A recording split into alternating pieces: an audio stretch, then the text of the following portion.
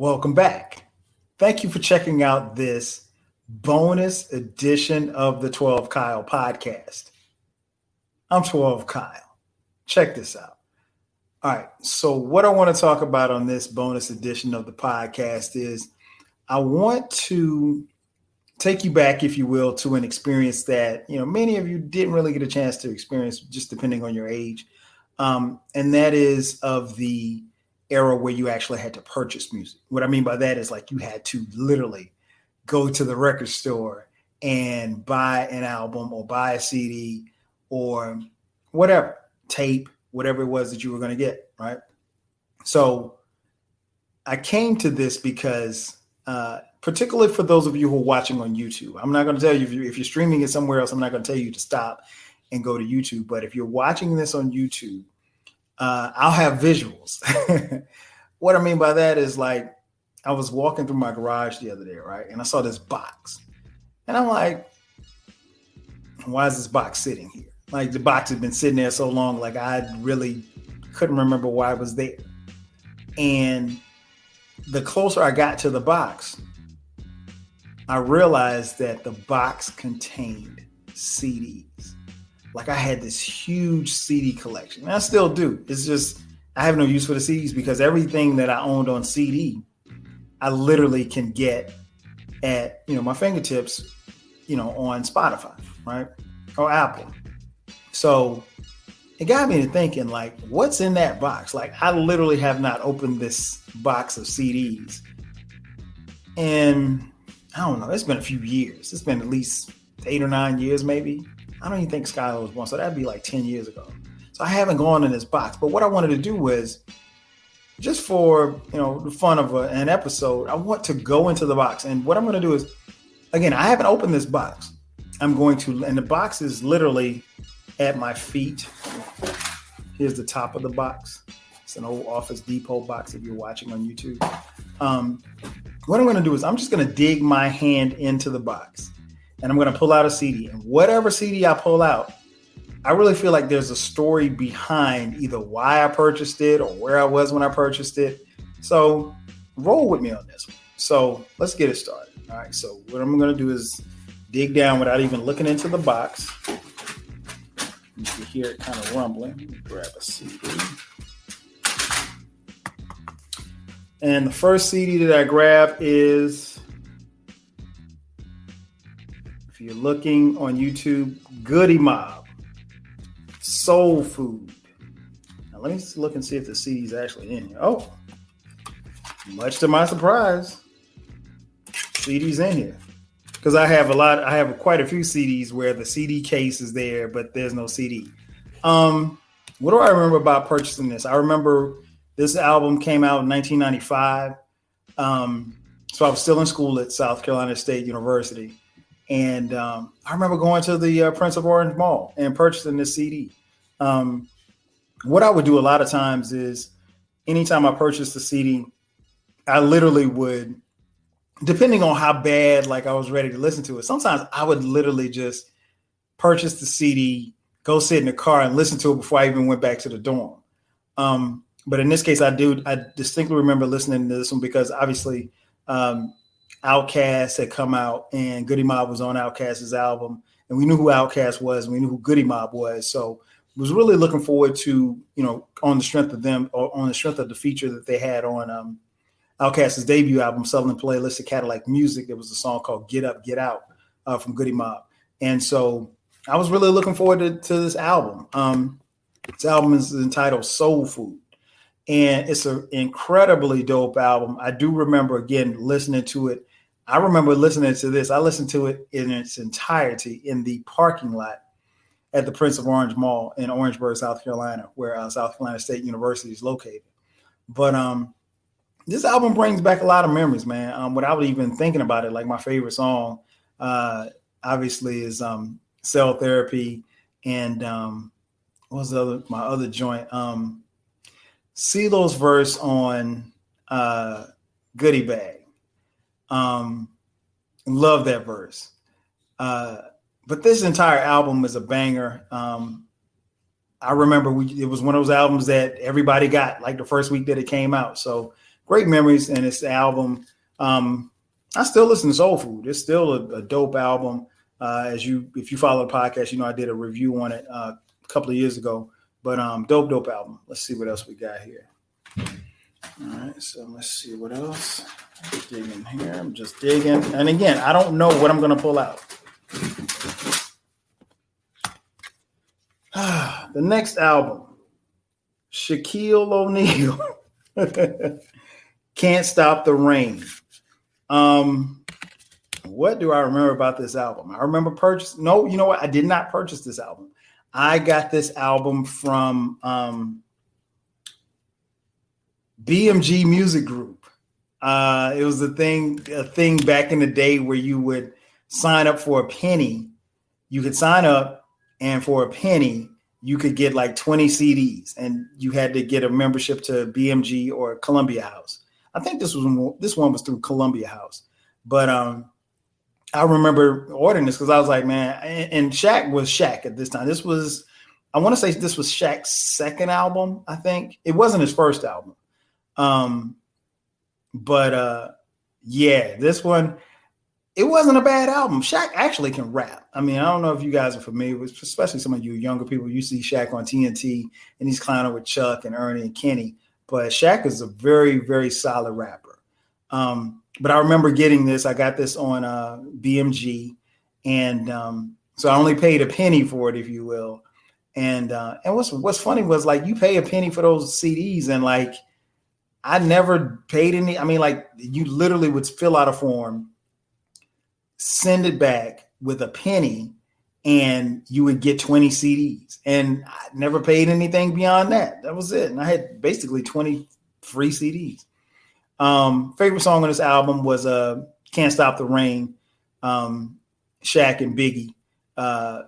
Love that joint, man. Biggie did his thing. I remember he said, "My garage, call it CeeLo, 4 5s and 6s, honey's by the mixes. If it ain't broke, don't fix it." Smoke Out with Leo, Biggie Tarantino, Size Like a Sumo, Frank White, numero uno. Love that joint, man. Again, pretty cool album. It wasn't, it didn't go, I don't know if it went platinum or not, but I copped it, and still in the box. All right, let's put this one over here. Let's see what else we got here. Again, for those of you who are not looking at YouTube, I am basically rummaging through this with my hand in the box so I can grab a CD, and I don't know what CD I'm going to pull. Next one, David Banner, Mississippi, the album. This, I think, was David Banner's debut album. I did not purchase I did not purchase this album. I got it on the strength of the single Like a Pimp, which I love that song. David Banner was jamming on that joint. But I didn't purchase this album.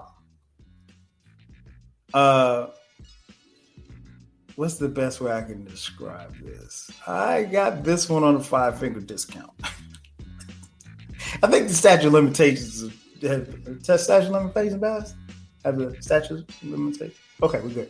Yeah. So yeah, I did not pay for this one. What I did was I had a friend who worked at a local music store, and I gave him $5, and he put 7 CDs in the bag, and this was one of them.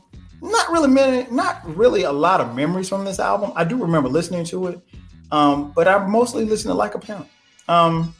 And that was the thing, like in the 90s, like if you got something, or in the early 2000s, if you got something for free, I mean, like it didn't really matter how much you listened to it because you didn't invest any money into it. So, yeah, David Banner. It's a pretty good album, though, from what I can remember.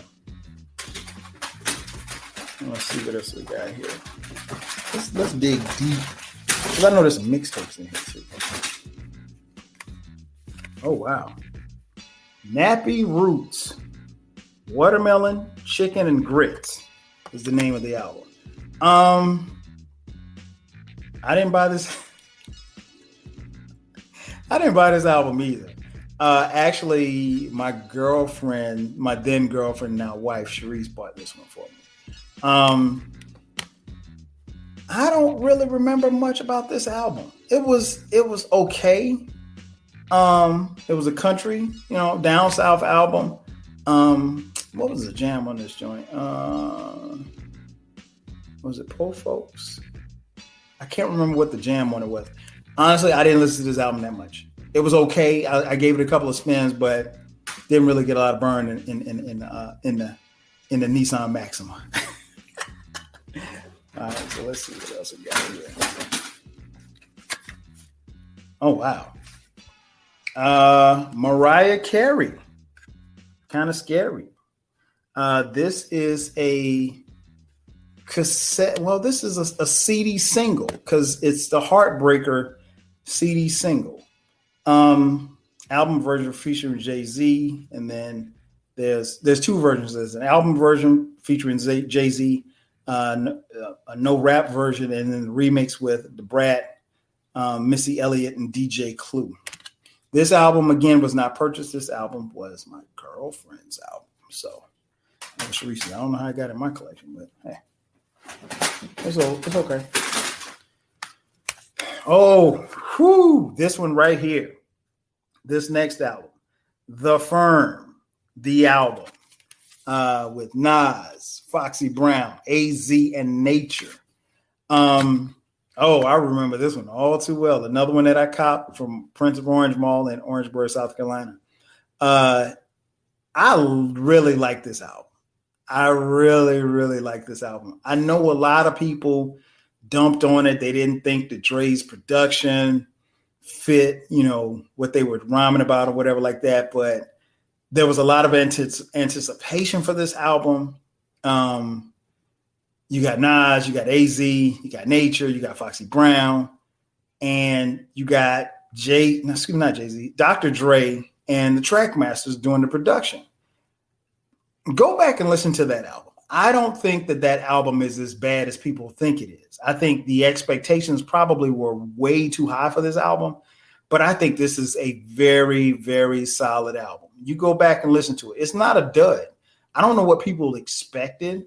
I guess when you team Nas with AZ and Foxy Brown and Nature, and you have Dr. Dre and the Trackmasters doing all the production, I think people had super, super, super expectations that it would be commercially appealing. It wasn't. It was more of a street record from what I remember. But Phone Tap was my joint. And I've listened to this album a couple of times in the last few years, man. It still bangs. I don't know why the expectations were so high, but this was a dope album. Dope album. Let's take a look. All right, so now I go look.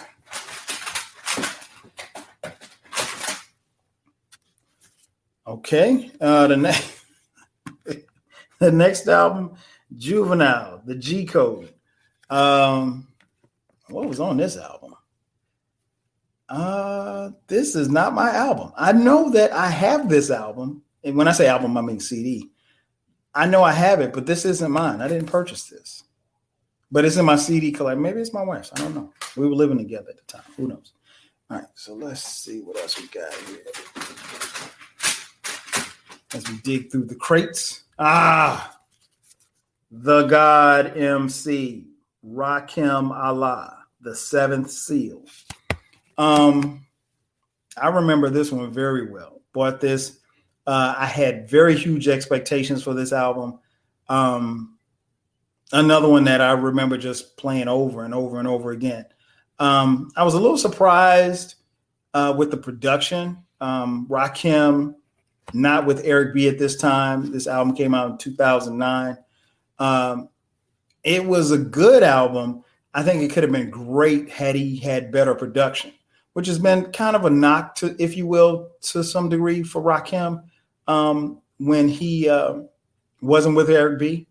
But I thought it was solid. The production, some songs really Rakim carried. And you got to remember with Rakim, you don't necessarily need over produced beats, but you want to make sure that you got something that's jamming.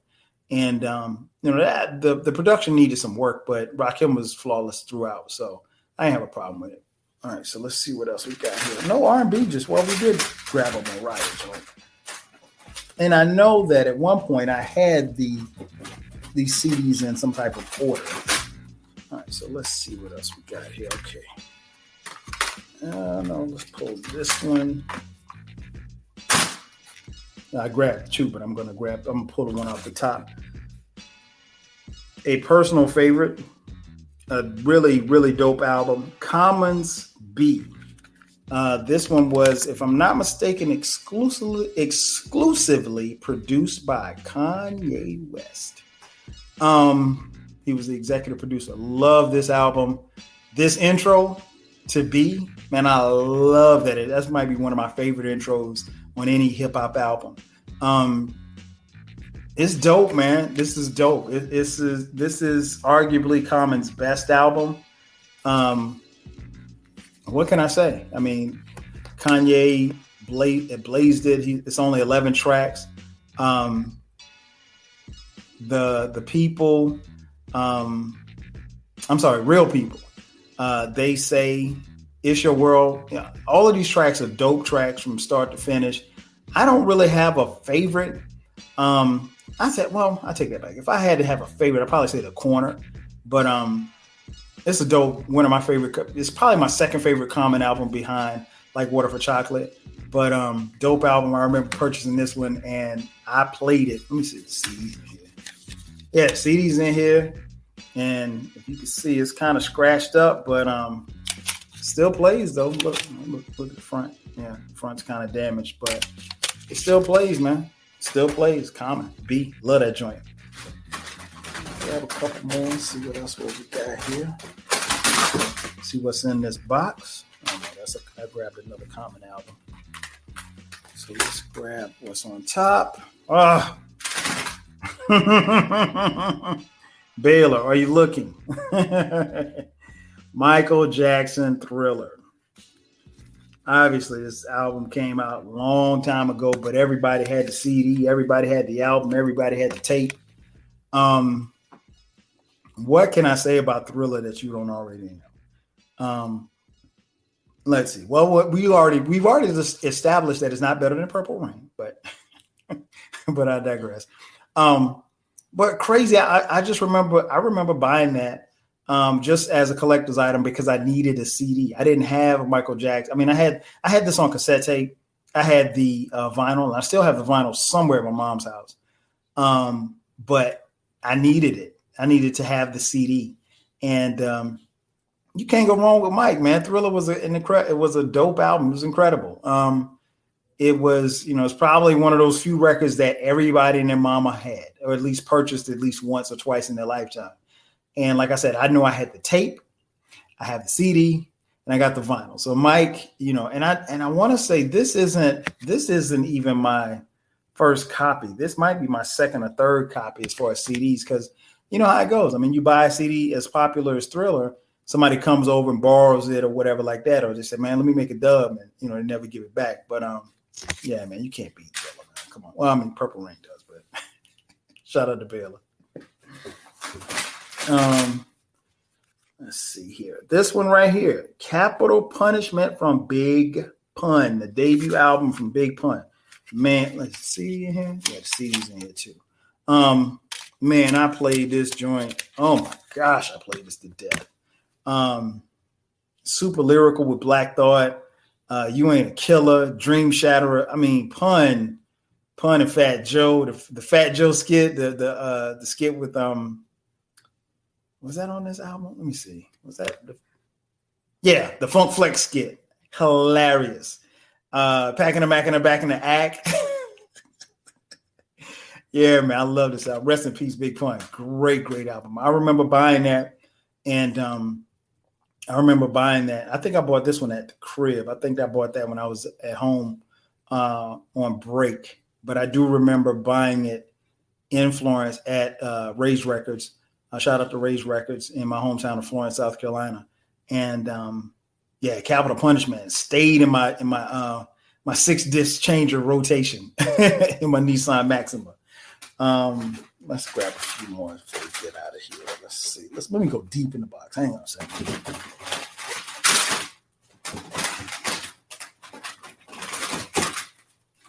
Okay, so I pulled a couple. This first one is not mine. This was definitely my girlfriend's who I lived with. This one's called Escape Traces of My Lipstick. And I can tell you distinctly that this is my girlfriend's, well, my wife now, CD, because I didn't like Escape. I never was a fan, never particularly cared for them.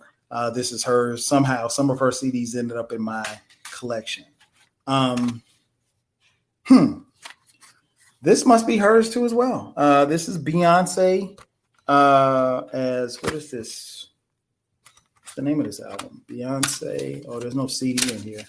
This is Beyonce's album with If I Were a Boy, Halo, Broken Hearted.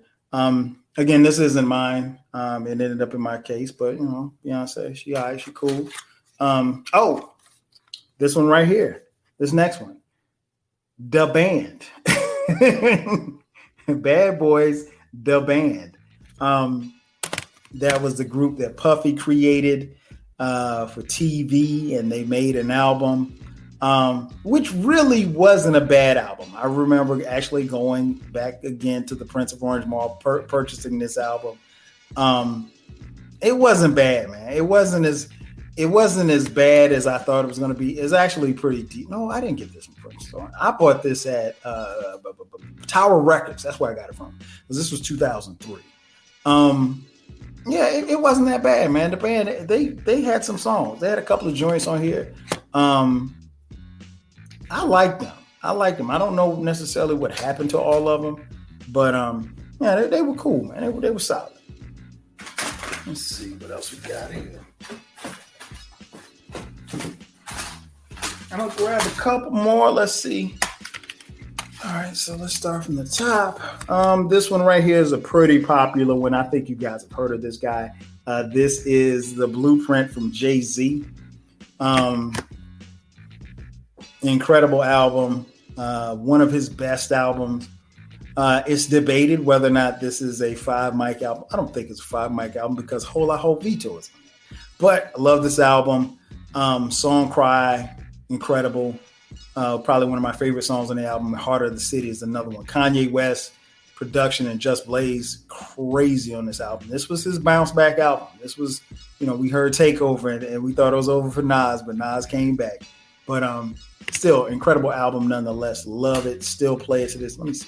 I actually bought this album twice. And as you can see, the CD case is empty. So that means somebody got my CD. We'll do 2 more. This one right here, Love Her. Soldier of Love, Sade. How can you not like Sade? Like, I don't know anybody that doesn't like Sade. But this album is cold. Soldier of Love is on this joint. Long Hard Road, Bring Me Home. There's no song, there's no skips on this. I love this album. I love all the Sade's album. I'm just a huge fan. They got major play. Last but not least, I don't even have a cover for this one because the cover got stolen, which means the CD's not in there. But I can look on the back. America's Most Wanted, Ice Cube. My personal favorite Ice Cube album. One of the greatest West Coast albums, Baylor. I know you're listening. Man, favorite tracks. Once Upon a Time in the Projects, Endangered Species with Chuck D, just to name a few. But yeah, this joint, and it's got skits on it like JD's Gafflin. Man, I bought this. This album was 91? So I was in school. I bought this at Tower Records as well. I just remember playing this over and over and over and over. And like I never got tired of this album. This album, I listen to it on Spotify all the time, like at least once or twice a month. It's that dope. And a lot of the stuff that Ice Cube was talking about is still relevant to this day. And, Ice Cube is one of my favorite MCs, particularly from that left coast. But yeah, man, that's a dope ass album. If you don't have that album, get that album. Let's fish for a couple more. Let's see what else we got here. I'm surprised I haven't pulled up any mixtapes. Okay, so I grabbed a few, so I'll just pull out two more. One. Oh, that's bullshit. No, this is real bullshit. This next one, Unfinished Business, Jay-Z and Robert Kelly.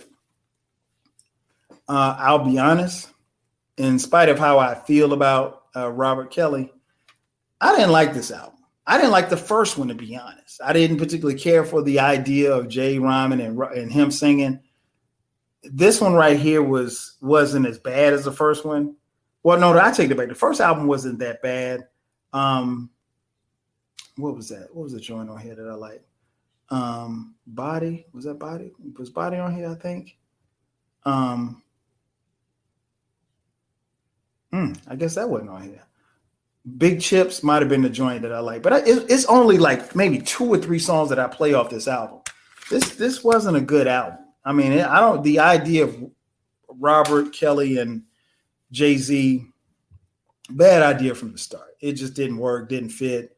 I've made it clear about how I feel about Robert Kelly, so may he rest in jail. But it wasn't a good album. I mean, if we're being honest, I don't know a lot of people that like that album, but maybe you do, maybe you don't. Last album up before we get out of here.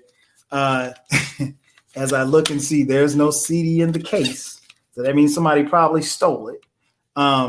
It is the debut album from Guy, entitled Guy. This had to come out in what, 80? This came out like 88. So I know I bought this at Tower Records. And I played it on my little CD, on my Walkman. Shout out to the Walkman. I played on my Walkman every single day. Teddy's Jam, You Can Call Me Crazy, Round and Round, Piece of My Love, Spending the Night, Goodbye Love. Come on, man. The only track, and you guys, I think we did a podcast on this. The only track on here that doesn't need to be on here is My Business, which is terrible. It's the last on the song is awful.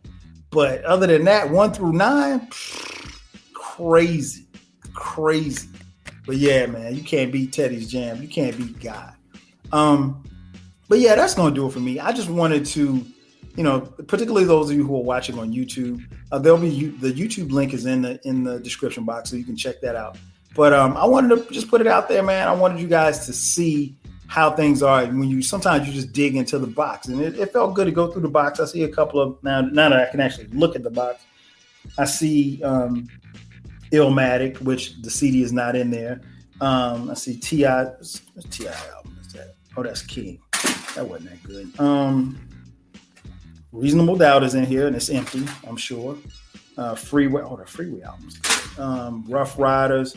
And in spite of what you may think, there's a lot of R&B stuff. I see Erykah Badu's albums, the first 2 albums, Mama's Gun right there. So there's quite a few. I just wanted to randomly pick albums and give you the story, because I think every album, particularly for those of us who actually purchase music, who had to leave the house to get music, there's a story behind each album or CD or tape that we bought, and there's a memory. And I think, as we move along toward the digital era and, Spotify and Apple Music and, things of that nature, where streaming, you kind of lose those things. But I'm a retro kind of guy, as you can tell, and I don't mind going back to the essence of what I fell in love with as far as music is concerned.